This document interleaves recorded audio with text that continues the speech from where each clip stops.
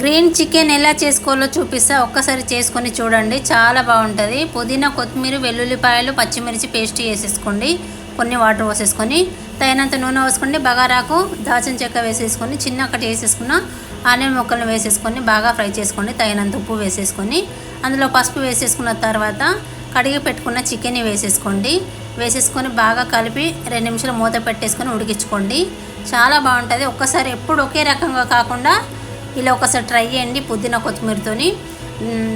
దాని తర్వాత గరం మసాలా, ధనియాల పొడి, అల్లం వెల్లిగడ్డ పేస్టు, ఫ్రై చేసుకున్న ఆనియన్ వేసేసుకోండి. బాగా కలిపి 2 నిమిషాలు మూత పెట్టేసుకుని ఉడికించుకున్న తర్వాత ఈ పేస్ట్ అనేది దాని తర్వాత వేసుకొని 2 నిమిషాలు ఉడికించుకోండి. చాలా బాగుంటుంది. తగినంత కొంచెం చిల్లీ పౌడర్ వేసేసుకోండి. అంతే అండి. కొన్ని వాటర్ వేసేసుకొని మెత్తగా ఉడికించుకోండి. ఇట్లా గ్రేవీ లాగా తయారైపోతుంది. చూడండి ఎలా రెడీ అయిపోయిందో గ్రీన్ చికెన్.